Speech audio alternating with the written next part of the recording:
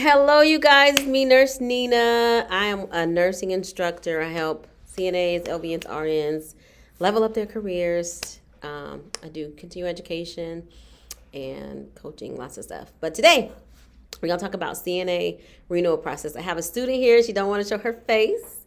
Her name is Blessing. I think I shared that, okay?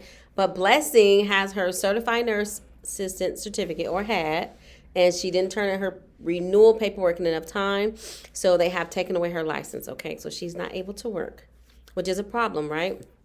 So we decided to make a quick video to prevent any of you guys from having to learn the hard way with this same situation, okay? So this is for any new CNAs or CNAs that procrastinate, right?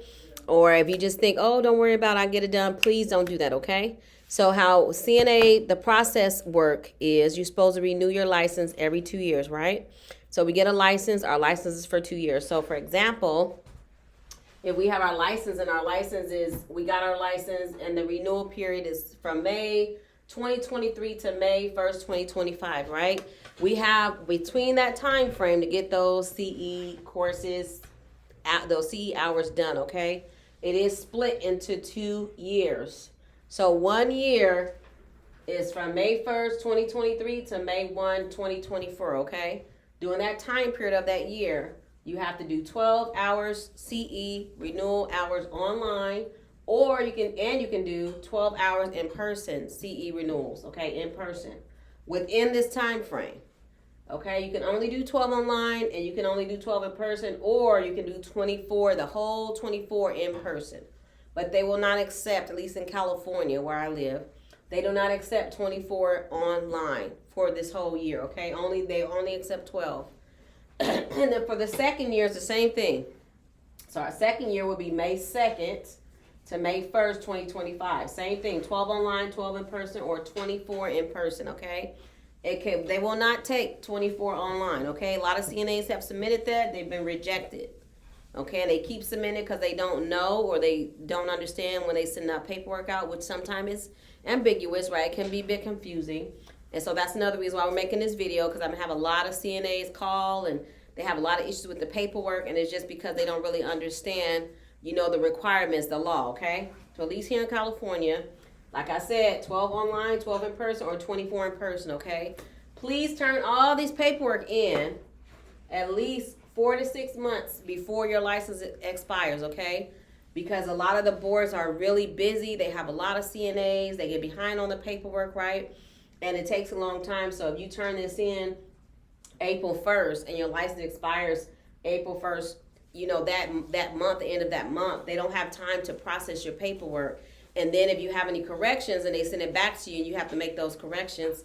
And if you don't send them back like immediately, there's a big possibility that your license might expire, right, in that time frame. Why are you submitting those corrections?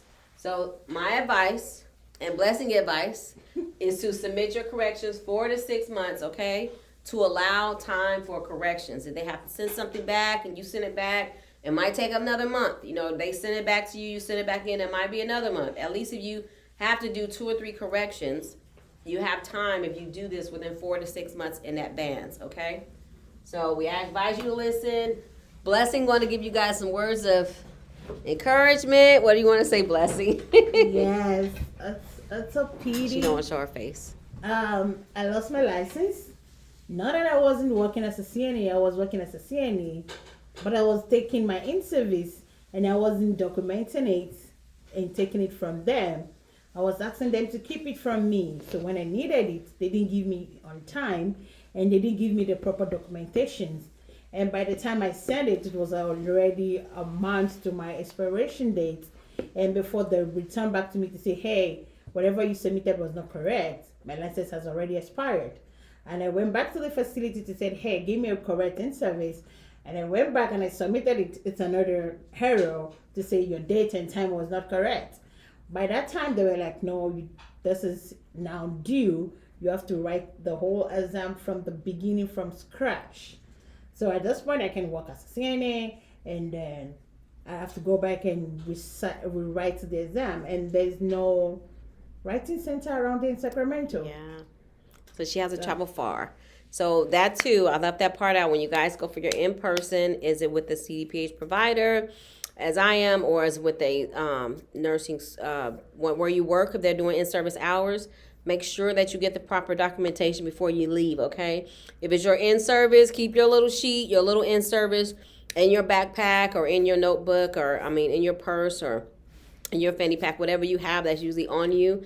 I recommend keeping that form on you, or when you know you're going to have in-service hours, when they pull out that calendar, print you out a paper. So you at least have your paper when you go into your in-service hours. So you can have them sign it right there and at that time. You can keep your log. When that year is over, you print out the second year paperwork and you keep that log. And when you're ready, you have your documentation to submit, okay? You have your stuff in line.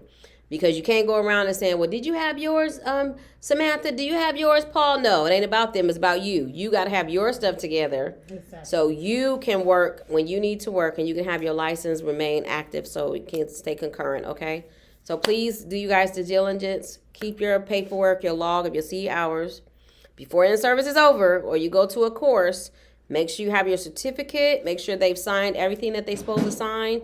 So you have your proper documentation to submit when it's time for your renewal, okay? Please submit it 4 to 6 months in advance. Please document everything. And if you have to, if you do forget your paper, go to the manager office after class and say, hey, or your DSD, whoever hosting the class, hey, can you sign my paperwork? I really want to keep this so I have it ready when my license is due for renewal.